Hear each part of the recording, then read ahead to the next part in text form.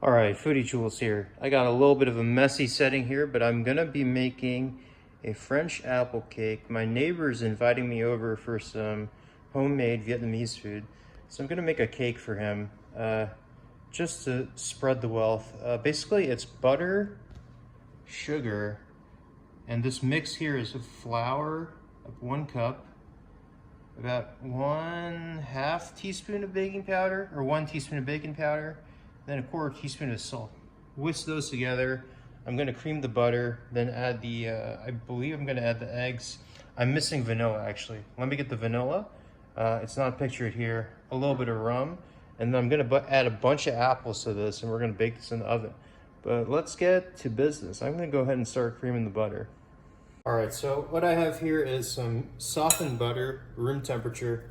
Got about a little more than 1/2 cup of sugar. Recipe called for 2/3. I cut it a little bit, ever so slightly, I think. But we're gonna cream this together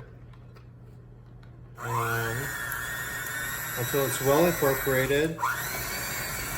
I believe I'm gonna add the eggs next. Oh my gosh, it's splattering. And yeah, I'll show you once it's creamed, I'm gonna what to do next. All right, next step, just gonna add the eggs, one at a time. And then I'm gonna add the vanilla, and then I'm gonna add the rum. All right, that's one egg in. Let's add the next one. Oh my gosh, we got a messy egg situation. Oh my gosh, I hate when this happens. Let's see if the yolk's gonna come through. Okay. Kind of a precarious situation. These kinds of things happen in the kitchen, whenever you're filming especially. Let's continue beating.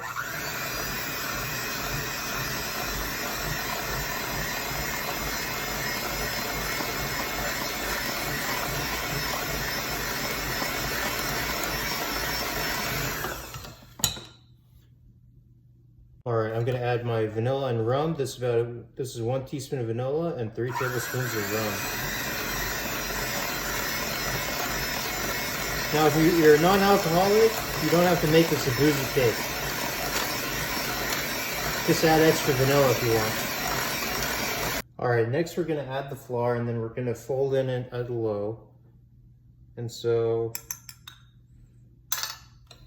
let's gradually put it in. Now this mixer kind of beats relatively fast.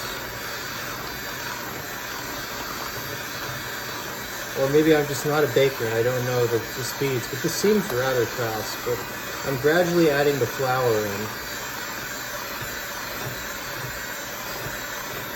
Make sure everything is nice and mixed.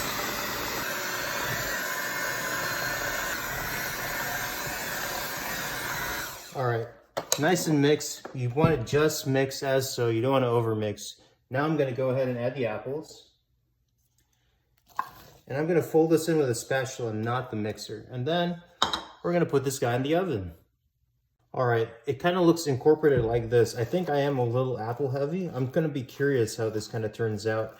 But it's basically kind of this dough is just kind of like a glue for the apples at this point. But what I'm going to do is I'm going to transfer this to a springform pan, bake at 350, and then I'm gonna, well, after I put in the oven, well, I'm gonna put in the pan, I'm gonna sprinkle some powdered sugar on top, and then bake it in the oven. I need to check the cooking time. I'll post that in the description. But yeah, I'll keep you posted on the final result. All right, what I did here, fam, is I sprinkled a little bit of granulated sugar on top before I stick this guy in the oven.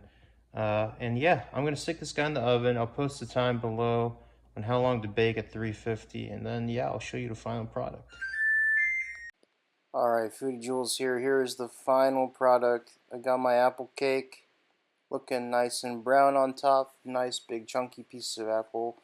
What I really like about this cake is it's really fruit heavy, and it's more apple than cake, to be honest. And kind of the inside gets a custardy texture. But yeah. Y'all should make this at home. I didn't even mention it at the beginning. It's French apple cake. And yeah, that's Cooking Jules signing out.